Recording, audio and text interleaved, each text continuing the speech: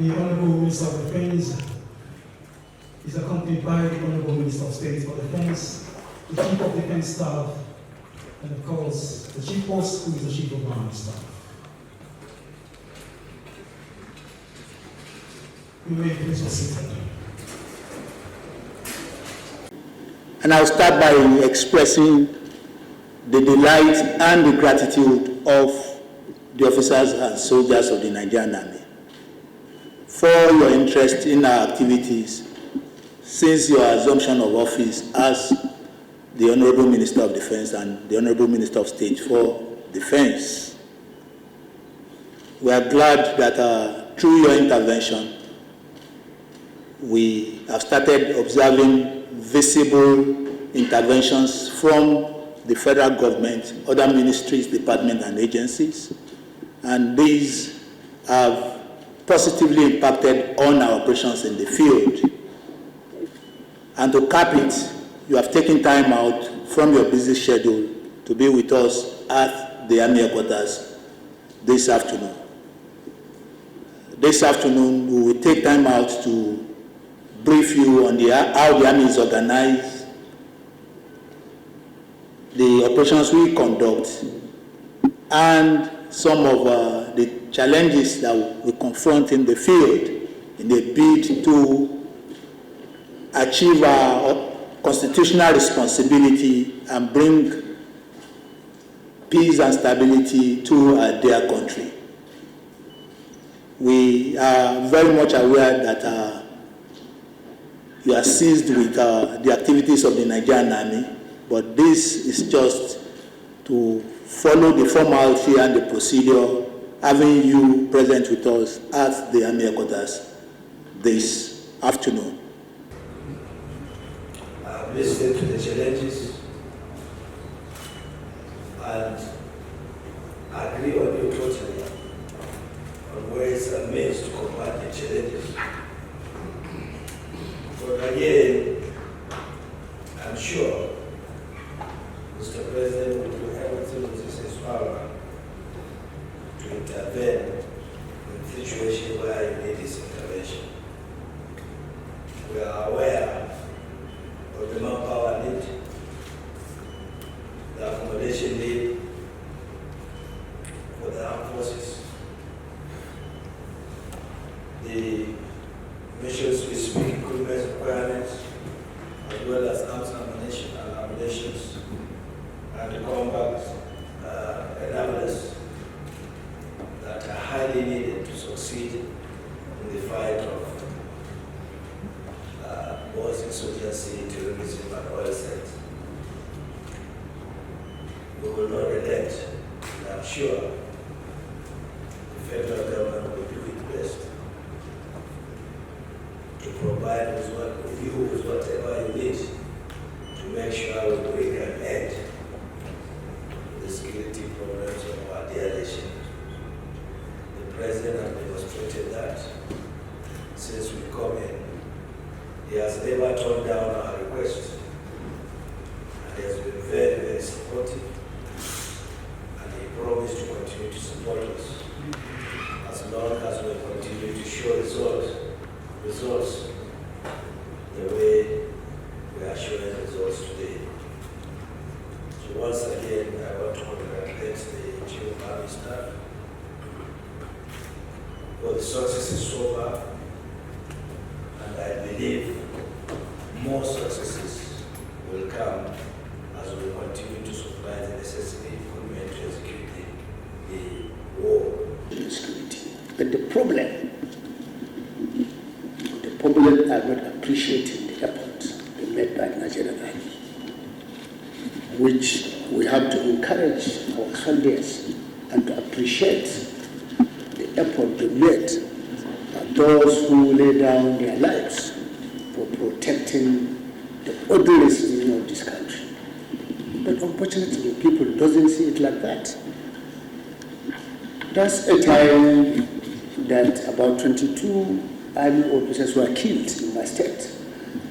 The people doesn't even care or showing remorse or showing sympathy to those fallen heroes. But unfortunately, if one person was killed in a community, it will go all over the social media and the other medias, which to me is not helping the matters of achieving the successes that they recorded by Nigerian army. We, the citizens and the politicians, we have to give all the support to the Nigerian army so that at least they are all human beings, they have families, and when anything happens, the first to call is Nigerian army. All the commanders that were sent to my state in Zamfara State, sometimes we operate 247.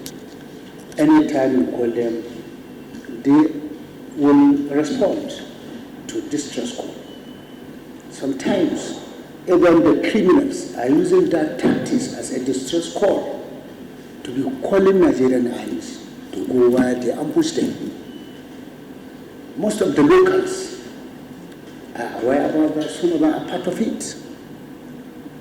As you are aware, I'm the first governor in Nigeria that shut down the network and other to allow Nigerian army to go and fight this insurgency. But unfortunately, because of the informers that we have, it is not possible. So many episodes have happened in Zamfara State, and I know what happened, exactly even what happened just recently.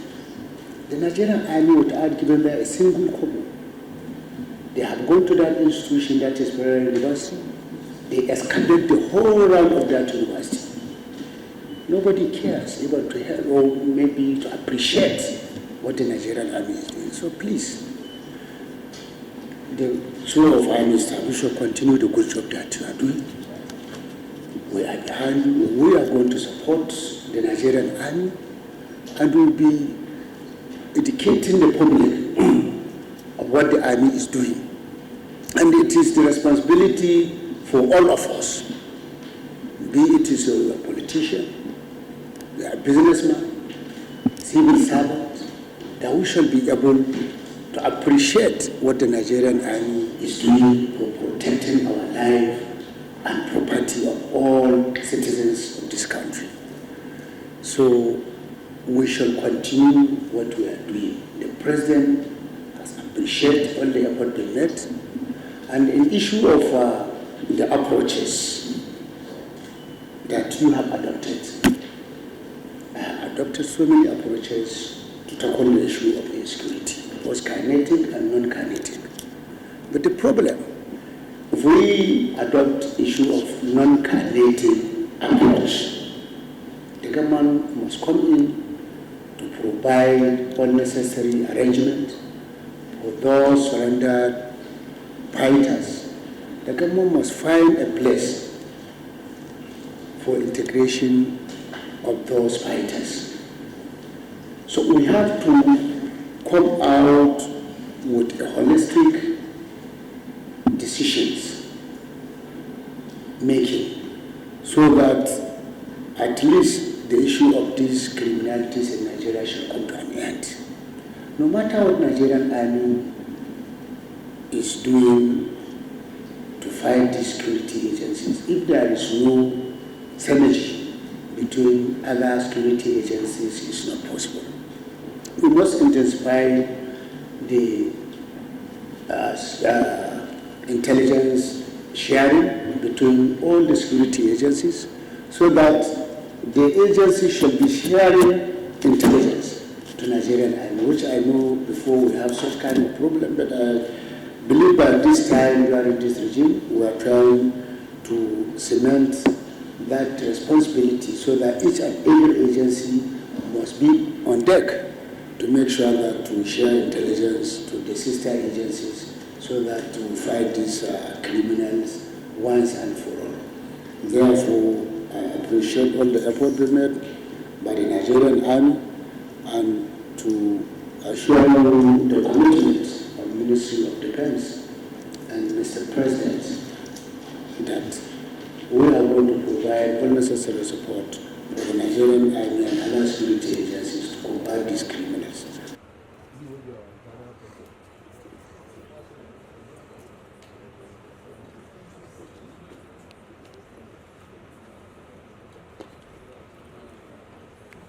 it gives us great pleasure to have our distinguished ministers visit us for the first time since their appointment to the office. For us, we are so delighted,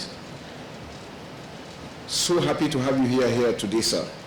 We're looking forward to this day, but because of the exigencies of duties, it's been extremely difficult to fix a date. But we thank God Almighty for the opportunity for us to have you here. This is your military component of the Ministry of Defense, and I want to thank you most sincerely that since you came on board, sir, we are excited with the drive you have put in on the task ahead. You came in and hit the ground running.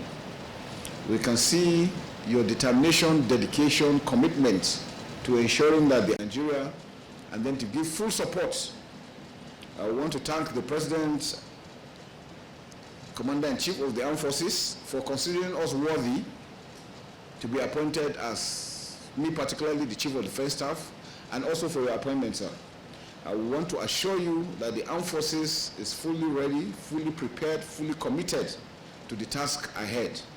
We know there have been a series of challenges within the sub-region where we have a number of coups all over. But I want to assure Mr. President and to you also that the Armed Forces of Nigeria is fully committed to democracy. We will do whatever it takes to ensure that we protect our nascent democracy and for it to thrive, and to also extend same to the sub-region, because we know we have the capacity.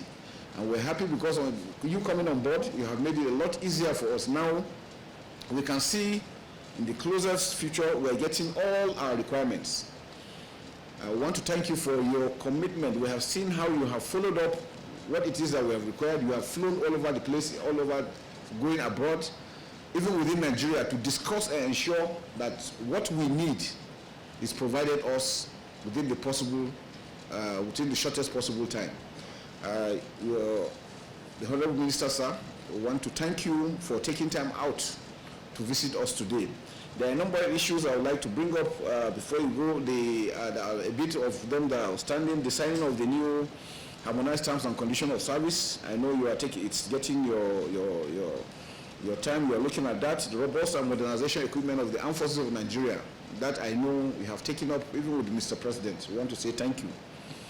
Improved funding for the Armed Forces. We know the situation on ground, that the Armed Forces is doing the best it can, but we are limited due to dearth of funding. But we want to thank you very much for your commitment in ensuring that you present our cases to the President. Issues of accommodation for personnel, I think that's one important thing. We are yearly recruiting almost 20,000 personnel, both officers and soldiers, on a yearly basis. And the need to make sure that they are properly accommodated cannot be overemphasized. I want to thank you, sir, for also looking at those aspects. The issue of training, foreign training for personnel to countries outside, especially now that we're dealing with counter-terrorism and counter-insurgencies all over the country. The support we are giving to DHQ on the Armed Forces Special Forces Brigade, we have one at Bida, and then the training school that we want to enhance, upgrading capacity of defense simulation centers to enable training to be continuous. We know the importance of simulation. It gives us a real feel without having to spend so much. Then special funds for medical. What we realize is the morale of our troops. They see how the injured are treated. If they're not treated well, they will never want to be committed. But we're happy to see how they're doing, and we're happy that more has been promised and more will be done. Recently we looked at the issue of enablers that we use together within the armed forces, such as cyber warfare, artificial intelligence, the use of drones, and we're looking at the aspect of how to harmonize them together under a command so that we can have good control on how we apply them.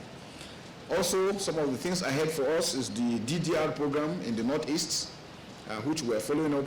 So with your approval, I just returned from the UK and we went to discuss NS on the way forward for the DDR program, because we feel now we have over 140,000 that have surrendered, both combatants and non-combatants. And it's important that we're able to handle it properly so that we can have a closure. Also recently, because of the pressure being exerted on the terrorists, the bandits, the kidnappers, Also in the North Central and Northwest, some are equally trying to throw in the towel so that they know they cannot succeed and they will never succeed. We are grateful for that, and so also we are also prepared for the coming elections in the 3 states of Imo, Kogi, and Bayelsa states. I want to ensure that the election goes in fully democratically, without any fear or intimidation. We don't want any violence. I want to appeal to all stakeholders that it does nobody any good if anybody is killed because we have to go and vote. So it is important that we all put hands on deck to make sure that the elections are hitch-free and they are peaceful, and so that the results can also bring out what people actually wanted. I want to once again welcome you to Defense Headquarters Armed Forces of Nigeria, and to ensure and to again state that the Armed Forces of Nigeria is fully behind the President and Commander-in-Chief of the Armed Forces of Nigeria. We will continue to defend the Constitution of Nigeria. Nobody will threaten us and go free. We will ensure that we will restore total peace in Nigeria. It is indeed with great pleasure to join you here today to see the array of really gallant officers of the Nigerian military. It's indeed my pleasure to listen also to the CDS. I want to use this opportunity on behalf of the President to commend you for the successes so far achieved. Since assumption of duty, you have done fantastically well in really hitting on the criminals who just recently you killed about 117 of them, and you are doing more and more that we are not even announcing. So the President is aware of that, and he said congratulations for this, and please continue until we get ourselves rid of this menace. The fight also on the protection of the oil pipelines is being done diligently and fantastically well. We have seen significant improvement in our oil production thanks to the servicemen. And I believe that will continue, and the CDS promise that they will push and push harder until we go back to our normal production levels. So we thank you very much for that effort. We also see remarkable progress in the southeast and northeast, with facilities being opened recently that were shut down and closed years back. So we say thank you for all this effort. I know there are a lot on the pipeline, and I have the belief with the team you have now, we are able to achieve great successes. I also want to thank your leadership, because we have one group that is committed, dedicated, and working together. The Chief of Defense Staff and the other chiefs, service chiefs, as well as the ministry, are working cordially and very, very much free to each other towards the development of the force and towards ridding the country from all the security challenges that we face. So I thank you for bringing all the team together and make us one family. I also want to thank you for the training of members of armed forces.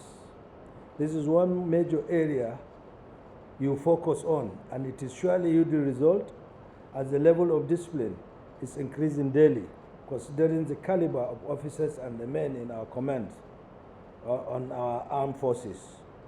For that, we say keep it up, and we'll continue to support you in that regard.